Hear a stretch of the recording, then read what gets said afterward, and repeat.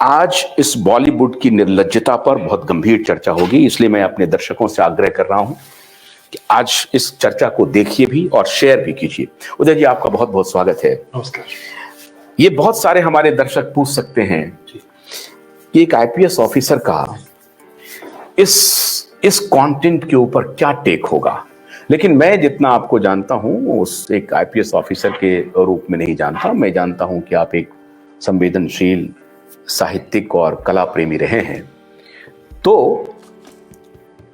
ये जो बच्ची ने कहा, इस पे आपका क्या टेक है? मैं शॉक्ड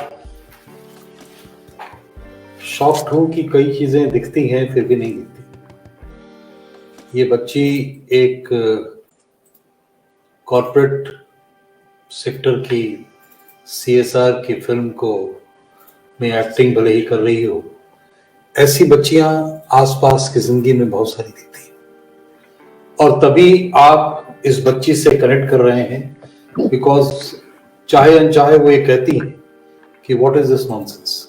किसी भी भाषा में कहे, किसी भी अंदाज में कहे, लेकिन उसको लगता है कि ये वो चीजें हैं जो कहीं ना कहीं डिस्कनेक्टेड है। अभी मैं हाल में हिमाचल गया था। हिमाचल में जिस जगह हम लोग ठहरे थे, उनकी एक बच्ची थी, कुछ इतनी ही बड़ी। वो अपने क्लास में टॉप करती थी।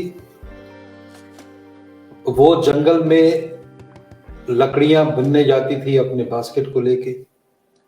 वो अपने बकरियों को चराती थी, वो अपने मुर्गियों को दाना खिलाती थी।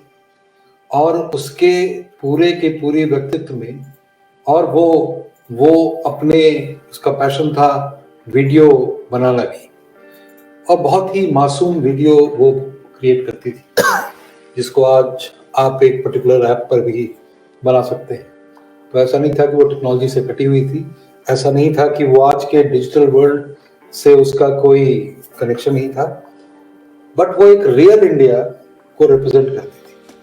तो ये जो रियल इंडिया और रियल इंडिया का डिवाइड हो गया है, पहले भी था, लेकिन आज वो काफी एक्सेंचुएटेड फॉर्म में आपको दिखता है और कहीं ना कहीं आपको सोचने से मजबूर करता है कि ये जो फिल्में हैं वो किस इंडिया को रिप्रेजेंट करती है। तो रियल इंडिया में क्या रियल इंडिया कहीं दिखता भी है? तो सवाल आता है कि आप नग्नता, न्यूडिटी, सेक्स, अननेसेसरी वायलेंस, जिसको हम एक तरह का फैब्रिकेटेड वायलेंस कहते हैं, उससे आपका साक्षात्कार होता है और कहीं ना कहीं लगता है पूरा इमेजिनेशन ही उनकी ब्लंटिंग हो गई। उससे बियॉन्ड वो अपने तरीके से सोचने के काबिल नहीं रह गए हैं। और पूरी इंडिया की जो डाइवर्सिटी है, इसके लैंड की डाइवर्सिटी, एक तरफ नॉर्थ ईस्ट है, एक तरफ डेजर्ट का राजस्थान है, लेह में जाएं, लद्दाख में जाएं तो पूरा का पूरा कोल्ड टेरेन है, और कन्याकुमारी में जाएं तो वो सी लॉक्ड एक ब्यूटीफुल टेरेन है। उसकी अपनी कल्चर है, उसका खान पान है, उसका बहुत कुछ है जो आपको इंडिया से मेजरली कनेक्ट करता है। लेकिन अगर आप, एक जमाना था कहते थे साहित्य, सिनेमा समाज को का आईना है, जो समाज में हो रहा है वही उस पर दिख रहा है। लेकिन आज लगता है कि वो सेलेक्टिव मिररिंग करता है, और वो सेलेक्ट करता है जिसका बाजार है, जिसकी चर्चा बहुत सुंदर आपने की शुरू में। न्यू वर्ल्ड ऑर्डर में एक तरफ हार्ड पावर है और दूसरा तरफ सॉफ्ट पावर है। ये सॉफ्ट पावर ब्यूटी की बाजार का है, ये सॉफ्ट पावर एक तरह का न्यूडिटी का है। और चूंकि वो थाईलैंड में बिक रहा है, चूंकि वो यूरोप के बाजार में बिक रहा है, तो क्यों नहीं इंडिया से भी हम वैसी माल तैयार करें।